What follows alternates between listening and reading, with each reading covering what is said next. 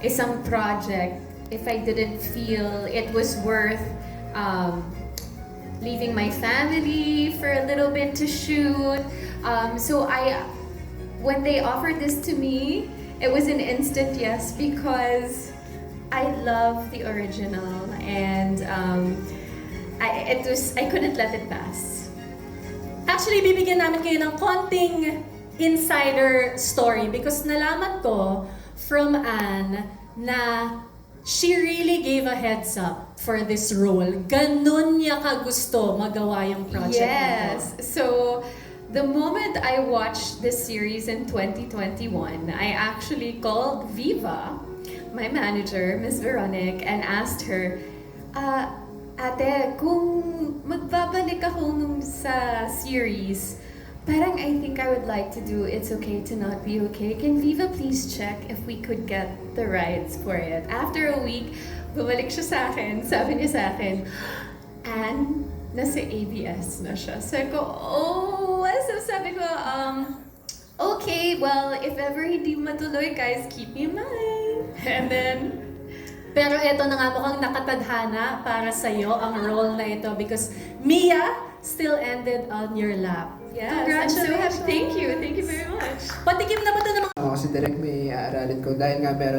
meron autism syndrome disorder level 1 si Matmat. So kailangan ko malaman kung paano sila. Grabe yung mga roles ng Carlo Aquino and this is another to add to your already long list of an incredible body of work. Excited kami for Matmat. Thank you. Ako din excited and of course nervous. Oh. Speaking of nervous, pumunta naman tayo kay Sa series, parang napahinga yung arte ko eh. So parang diesel eh. Alam mo yung kailangan palagi mong ginagawa. Ayan. Sabi niya, paano pa daw kasi kaya siya, di ba? 6 months, 10 years. Ikaw, Carlo, last series. How many years ago? A year ago. Iba-ibang level. Direct may good luck sa different levels that you will get sa seryeng ito. So yes, Joshua, of course, si Kim So-yoon, isa sa mga pinakamalaking actors of Korea right now. Do you feel any pressure right now? Of course. Oo naman, nandun yung pressure. Pero sa ngayon, nag-focus na lang ako dun sa role ko na sana mabigyan ko ng justice yung role ko kasi mas maikikwento namin yung kabuuan din ng story kasi mas mahaba din yung sa atin, di ba? Ayan. So, focus muna ako dun sa pag-prepare ko sa role as Patrick Gonzalez. Ayan. Speaking of preparing for this part yan ng set ng Star Creatives para sa inyo there. Lumalabas tayo sa isang pop-up storybook. Okay, Sir Henry, ang Star Creatives in your projects talagang halata at obvious na na-highlight ang iba. I think one thing in common with the three, they're very good actors. Mahuhusay sila, they're professionals. And I know and I believe that they will give justice to the roles. This is a very challenging project. Yes. But with their capacity as actors, I know that they will give an excellent performance. And that's what I'm looking forward to. This is a unique combination. Yes. I'm usually given like love teams or pairs, but this is a unique combination. And like what Carlo said, this is a challenge because iba eh, you have to bring out the chemistry, but I know that chemistry comes out from great acting, and I know that I won't have a problem with that because they are great actors. Ganda. I love that. Sabi ni Carlo, grabe naman yun. Naramdaman niya yung bigat doon. And I wanted to ask, of course, Ano naman? Sa karangalan at Curtis yan. Yes po. Yun po. Thank you po, Sir Carlo.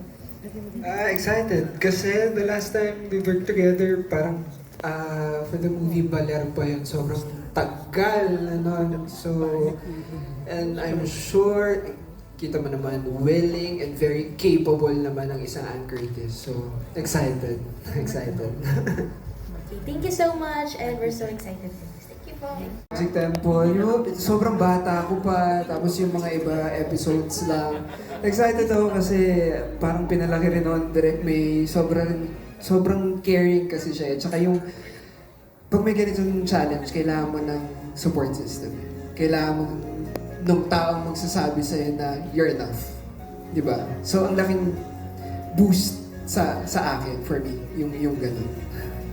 Oh, I love that. Ikaw naman, Joshua. Siyempre, si Direk May directed one of your most memorable teleseries also. Isa sa mga teleserye ko with Star Creatives, Ngayon at Kailanman. Yun, what are you looking forward to this time around? Kasi ibang-iba yung Joshua noon sa Joshua na din ngayon. Well, ngayon mas makakatrabaho ko ng matagal din sa Direk May. And looking forward ako na matuto sa hindi lang kay Direk, kundi sa mga co-actors ko rin. Kasi first time ko rin sila makatrabaho. So, excited ako kung ano matututunan ko sa kanila through our acting. Yan. Wait lang, bago ko tanungin si Ann, na-notice ko parang ng konti si Joshua looking at Ann. Pwede ba kayo magtitigan? Pwede ba? Tutuan Hindi ano pa lang. ako naiilan. Direct pa-two shot naman. Kasi meron parang nailang si Joshua titigan si Ann kasi syempre Diyosa naman talaga. Wait lang, Mas di pa actor kami din kasi na siya. nakakapag-workshop Sige nga, eh. sige. Di ba kami Ito lang, ready? live na Masyado live mo kayo. naman May kami unang, tinigilan. ano lang, mga 5 seconds lang. Pwede ba? Mga 5 seconds titigan lang. Sige, Joshua. Joshua, kaya mo yan. Ready? Action. Ay. Hirap, hindi ka. Feeling sa workshop na lang natin trabaho din. Ang saya, di ba? Ang saya. I love it. No, pero kita mo nga agad, di ba? May ganun na tayong naramdaman doon pala. Okay, let's go to you, Ann. Direk May, you got to work with her in Maging Sino Ka Man. Yes. Of course, we all remember that. What are you looking forward to the most now, working with Direk? You know, Direk May and I really work so closely in building one of my personal most loved characters, Celine Magsaysay. So I'm even more excited on how we can work on Mia together. Feeling ko sobra din natin siyang mamahalin.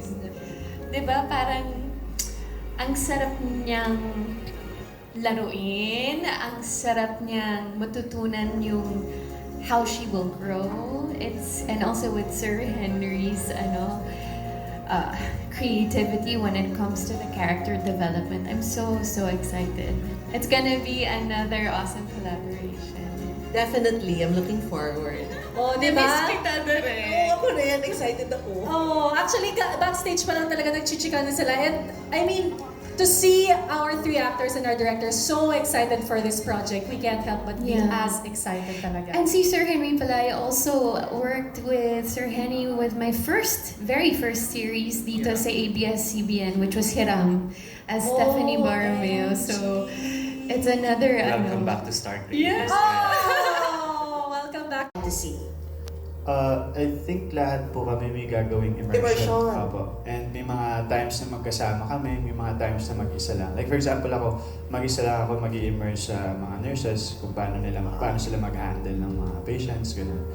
Yung mga ganong bagay. And I think magkakaroon din po kami ng workshop niyan, chemistry workshop. Uy! Parang hindi na kailangan, Oo. no? But, Kailangan ko. of course, Miss Anne. Yes, you know, I'm very excited. Even with another project that I'm doing, I also did acting Oo. refreshers, and I'll also prepare for this as well.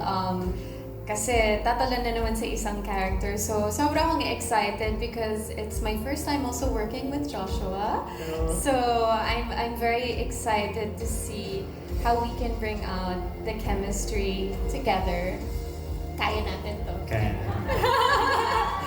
And of course, with Carlo, I mean, fan ako ng kanyang pagiging isang aktor. Yes. Kaya sobra akong excited how he will portray this character. At grabe din yung chemistry nilang dalawa. If you see the original, it's very... Greg, as brothers. Oo. Yun and then. Diba? So it's gonna be fun to watch. You're an author here, a story.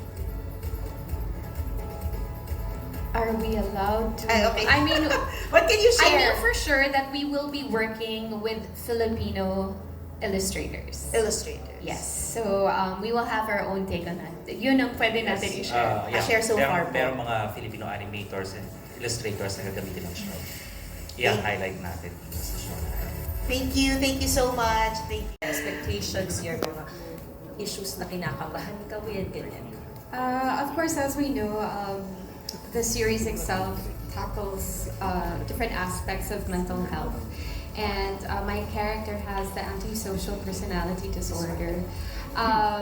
So of course that will be her journey, and you can expect me doing my best in trying to portray this with utmost care.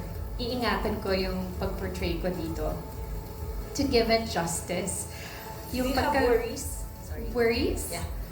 Hindi po, kasi baliw din ako. Hindi, just kidding.